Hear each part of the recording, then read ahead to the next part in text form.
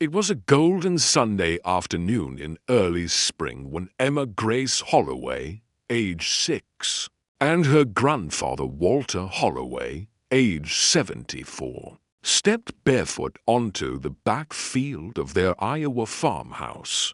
The yard, wide and gently sloping, met the tall grass. Like an ocean kisses the shore. Emma wore white overalls and a pink ribbon in her curls. Walter, with his white hair, suspenders, and bent knees, held a red plastic frisbee in one hand and the other stretched toward his granddaughter. "Ready, pumpkin?" Emma grinned, her dimples deep. "I was born ready, Grandpa." With a whistle of air, the frisbee soared, turning once, twice, and slicing across the sky. Emma squealed, running after it. The sun warmed the field. The wind paused, and the frisbee never came down. That was the last time anyone saw them.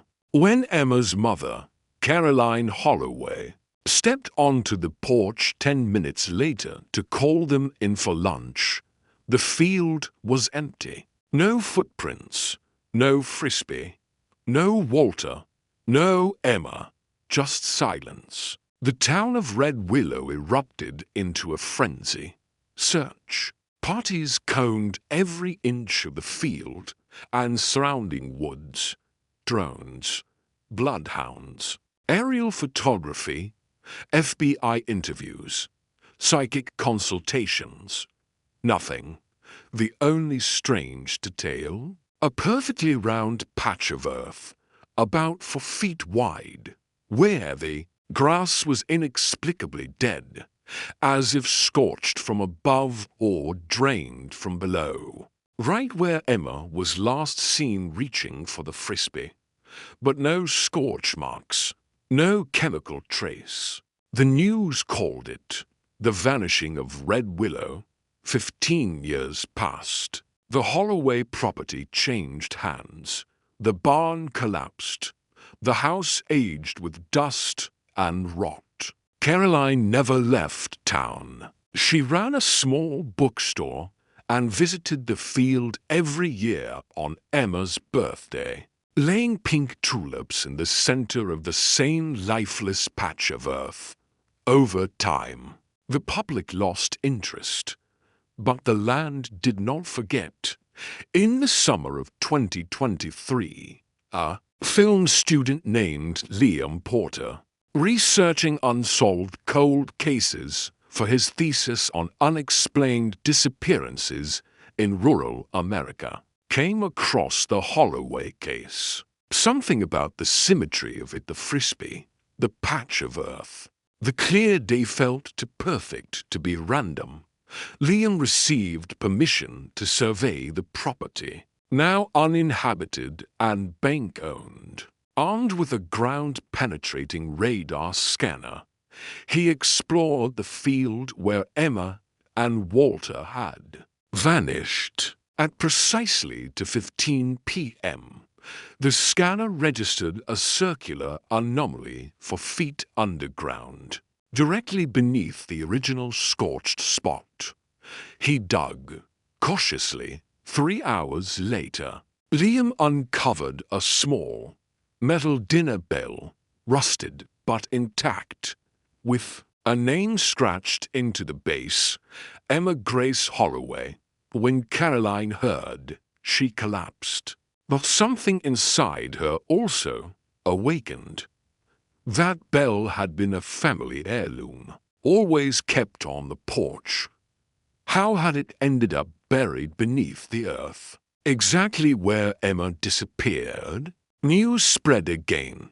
Journalists revisited Red Willow. Paranormal investigators arrived with EMF readers and psychic mediums. But nothing stuck until the night the field glowed. It began on a full moon, 15 days after the bell was found. Locals reported a pulsing blue light hovering inches above the scorched patch.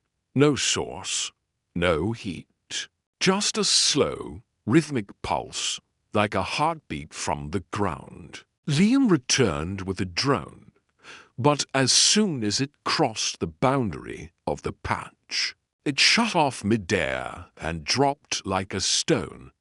He decided to camp near the spot. At exactly 13 a.m., his motion sensor camera triggered.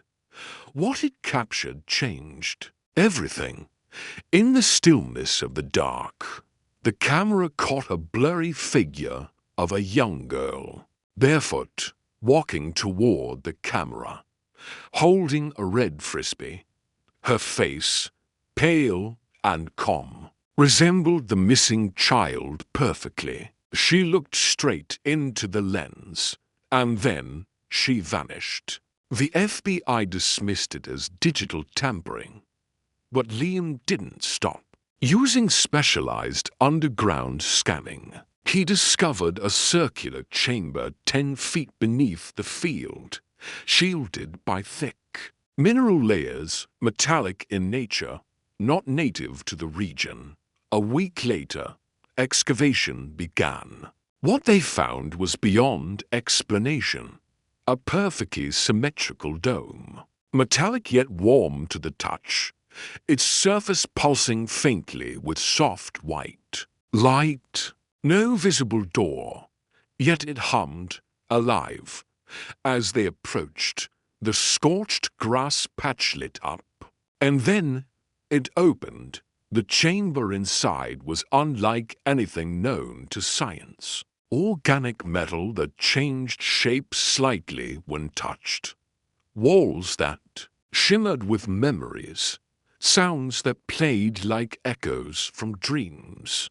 At the center, a wooden picnic table, and on top, to plates, to cups, a pink ribbon, and a red frisbee. And beside the table, to human silhouettes formed in the wall itself, like shadows trapped in ice. As light passed through the chamber, the shadows deepened, and then stepped free. Emma and Walter Holloway, completely unchanged, same clothes, same skin, no signs of aging, no confusion. Emma blinked into the light and said, "Mom, the world broke open." Scientists called it a temporal stasis anomaly, a pocket of space-time where time collapsed into stillness. Emma and Walter described playing frisbee, a sudden flash, and then waking up.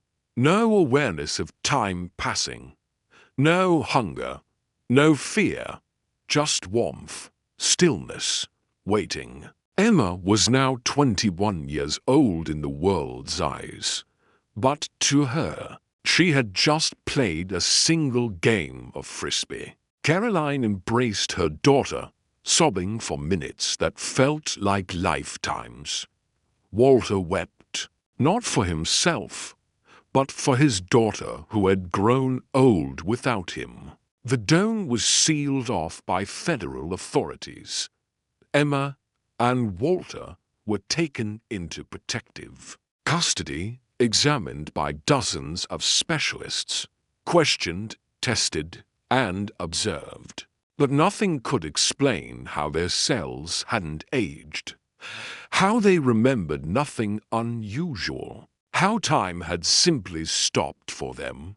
Liam received a letter a month later. No return address. Inside was a single photo, the field at sunset.